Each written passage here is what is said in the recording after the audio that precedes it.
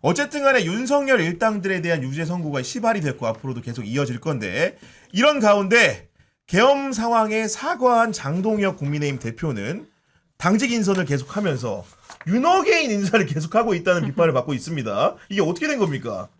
원래 윤어게인인 거예요. 그 사람이. 네. 그러니까 그 사람이 잠시 사과하는 척 한 거지 뭔가 반성하는 게 아니잖아요.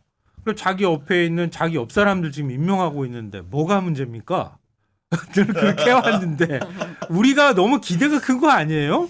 그렇지 않은 거예요. 애초부터. 근데 뭔가 바뀔 거라고 자꾸 우리가 기대나 희망을 지금 하면서 희망 고문을 우리 스스로가 하고 있어요. 네. 근데 바뀔 생각이 전혀 없는 거예요. 그리고 여기에 비판을 하자니 단식 중이고 힘들어하는 사람한테 비판한다는 프레임을 그렇지. 씌워서 어떻게 버티고, 그래도 네. 굶고 있는 사람한테 네. 뒤에 가가지고 이렇게 욕을 할 수가 있니? 10일만 뭐 이렇게 하는 버티면 거지. 10일 정도만 버티면 2월 이제 넘어가지 않습니까? 그러면 이제 예비후보 등록이나 선거 시즌으로 분위기를 바로 보기 넘어갑니다. 때문에. 이미 그 우리 배는 출발했다. 여기서 아니, 선장을 근데 바꾸자고. 어쨌든 간에 명목상으로는 사과를 했잖아요. 그런 상황인데 윤석열 대통령실에서 메시지를 쓰던 사람을 본인의 국민의힘 메시 실장으로 이제 부임을 시켜가지고 하는 것 자체가 이분 같은 경우는 특히나 최진웅 전 국정 메시지 비서관인데 윤석열이 이제 계엄으로 재판받게 생기니까 변호인단 공보 업무도 한 사람이에요. 이런 사람을 주요 당직에 앉히니까 우리 국민들이 봤을 때는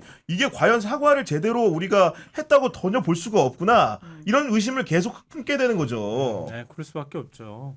저는 장동혁 대표가 아예 교도소 담장을 넘어갔다고 생각해요. 이제 더 이상 넘을 생각도 없고요. 또 변할 생각도 없는 것 같아요.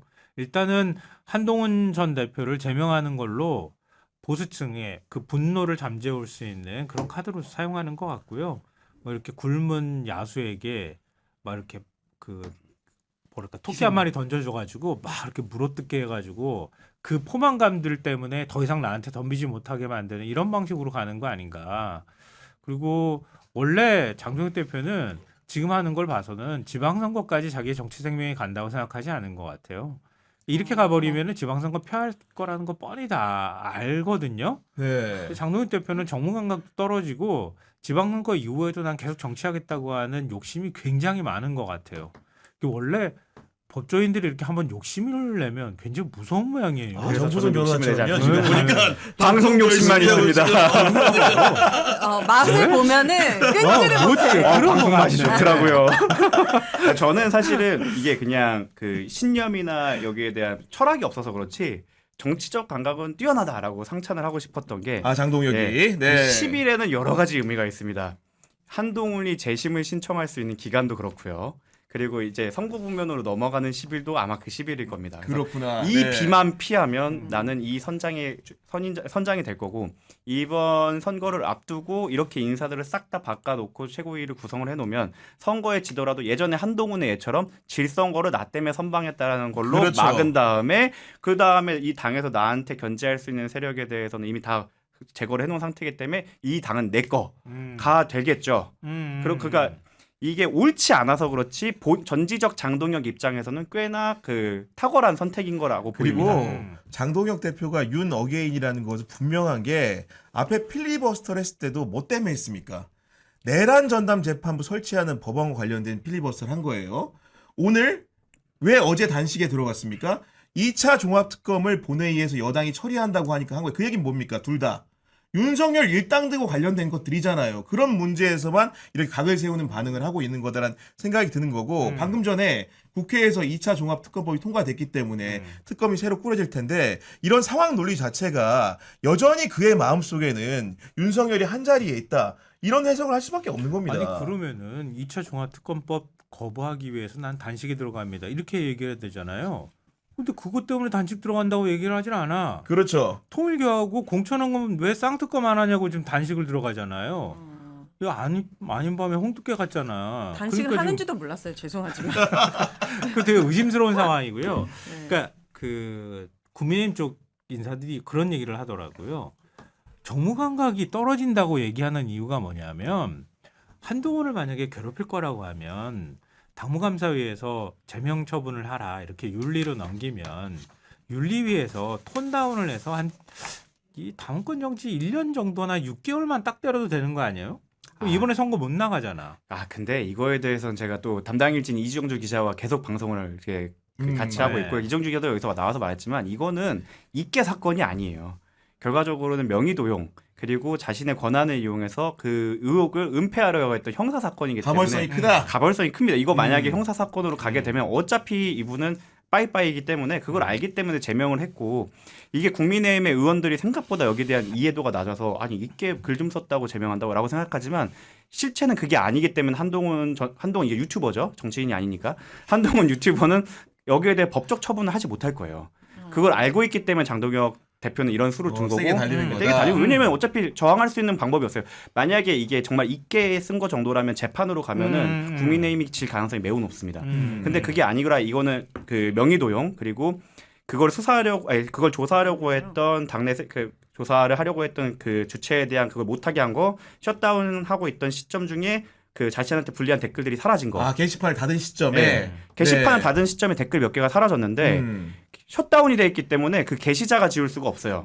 게시판 관리자가 지운 거지. 관리자가 지웠을 가능성이 네. 높다. 그리고 네. 이정주 기자의 취재에 따르면 당시 조사하려고 했던 그 당직자한테 그 당 대표실에서 조사를 멈춰라라는 지시가 들어갔다는 증언을 크로스 체크를 여러 군데에서 확인을 했다고 하면 이 자체로 업무방해 또는 여러 가지 범죄 혐의가 되는 거거든요. 그러니까 반격을 못 한다는 걸 알기 때문에 마음 놓고 때리는 거예요.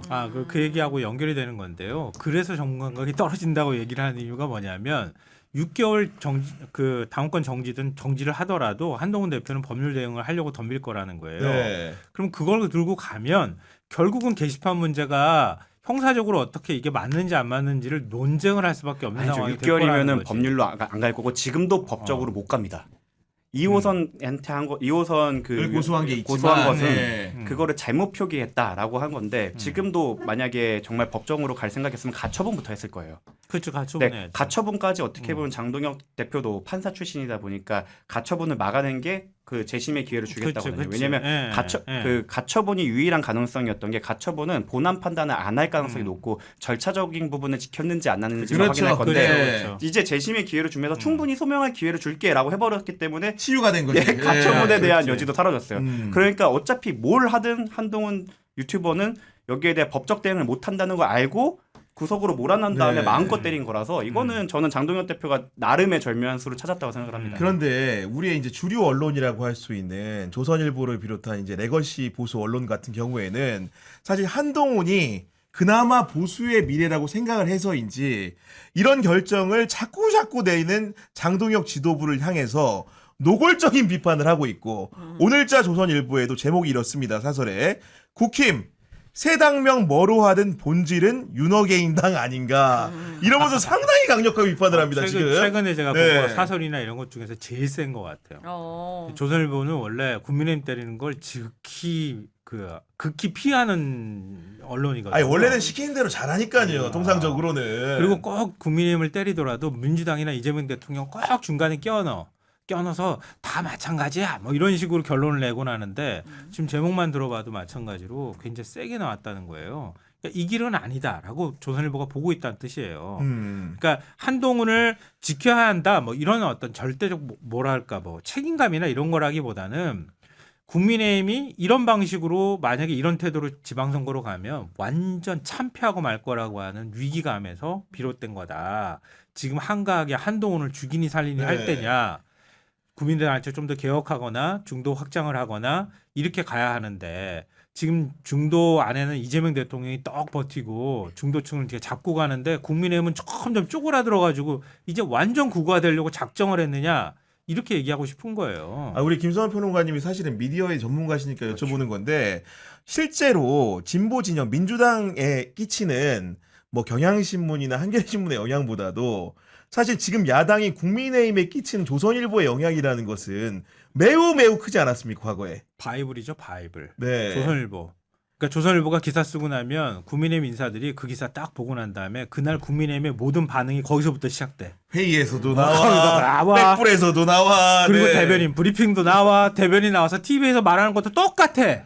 그래서 사실은 조선일보를 제가 끊지를 못하고 있거든요. 조선일보 읽어보면 어떤 얘기를 할 건지를 뻔히 아니까. 근데 이게 관점이 다른 거예요. 조선일보는 이제 보수를 대변하고 있다면 장동혁 대표는 장동혁 대표를 대변하고 있습니다.